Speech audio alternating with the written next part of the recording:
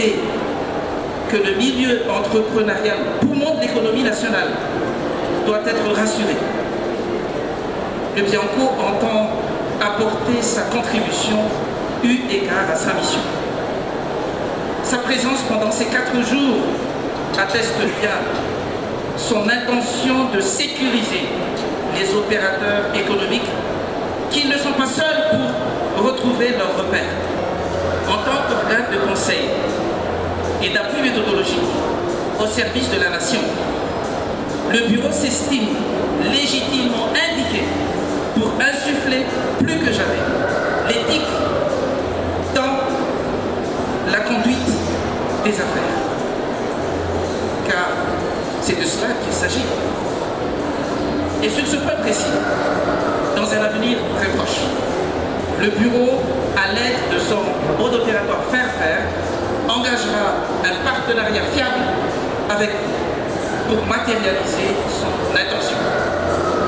Concrètement, nous nous proposons de vous accompagner à vous prémunir des opportunités de corruption qui guettent le secteur privé, notamment dans ses relations avec l'administration publique, et ce, à l'aide d'un outil qui a fait sa preuve pour colmater les brèches, à savoir la cartographie des risques de corruption. Chers amis, opérateurs, leaders et membres du groupement professionnel, à un moment précis où Madagascar aspire justement à être un espace sûr et fiable pour les investissements tant nationaux qu'internationaux, je vous exhorte davantage à prendre collectivement conscience de la nécessité, mais aussi de l'utilité d'une pratique saine des affaires en accompagnement du processus d'émergence socio-économique malgache. Dans cette optique, le Bianco ne ménagera pas ses efforts pour appuyer vos initiatives économiques pour autant qu'elles visent l'intégrité, l'équité et la transparence, en particulier celles qui touchent aux relations avec le secteur public, sensible à la vénalité. Oui, l'agence anticorruption malgache est disposée à vous épauler dans cette quête d'équilibre. Nous savons tous que le label anticorruption n'est pas seulement un phénomène à la mode, mais qu'il est aussi et surtout devenu une voie incontournable pour légitimer socialement les transactions économiques.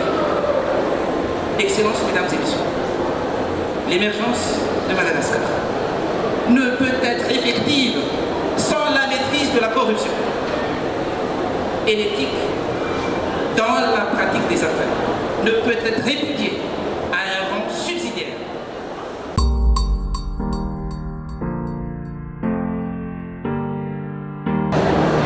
Éthique dans les affaires, donc c'est tout à fait possible et c'est un peu on va dire, le cheval de bataille du Bianco, notamment, et ce n'est pas seulement que le Bianco, mais en tout cas le Bianco se positionne comme celui qui essaye de vulgariser justement l'éthique dans la pratique des affaires, que ce soit public ou privé.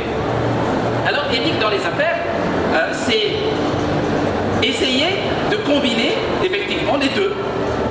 Respect des normes pour être conforme avec les lois et les règlements, c'est-à-dire finalement les règles posées par l'État pour régir la société, pour qu'il y ait harmonie dans la société et dans les rapports sociaux, et en même temps l'efficacité, la rentabilité, le profit.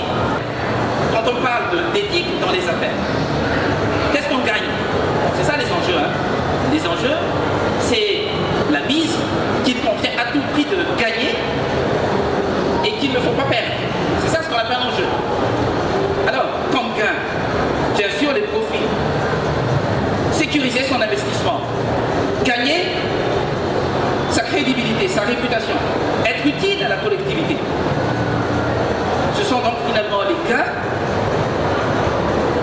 Et si on ne pratique pas l'éthique dans les affaires, qu'est-ce qu'on perd? C'est très intéressant de voir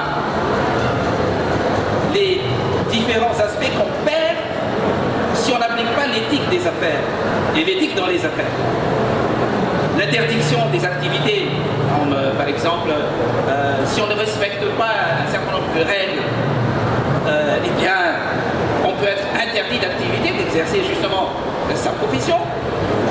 La faillite, surtout après les condamnations, la perte de confiance de la part justement des clients et aussi des partenaires.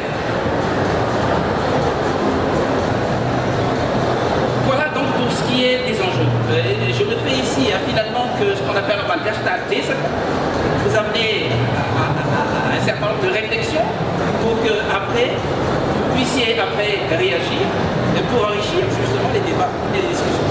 Alors quels sont les défis? Les défis, ce sont finalement des difficultés qu'on essaie de surpasser, de surmonter. Quand on applique l'éthique dans les affaires, eh bien, beaucoup de gens pensent qu'on perd la concurrence. Ben non, c'est tout à fait possible. Et on va poser cela comme un défi. Il faut bien concurrencer avec éthique. C'est-à-dire rester intègre dans un environnement, on va dire, corrompu. Oui, c'est tout à fait possible. Rester intègre dans un environnement biaisé par la corruption. C'est tout à fait possible. Pour être justement plus tard certifié anticorruption. On est encore loin, mais cher Michel, eh bien, toi tu es dans le bureau des normes, eh bien, on va essayer justement d'avoir cette certification ISO 37001, effectivement,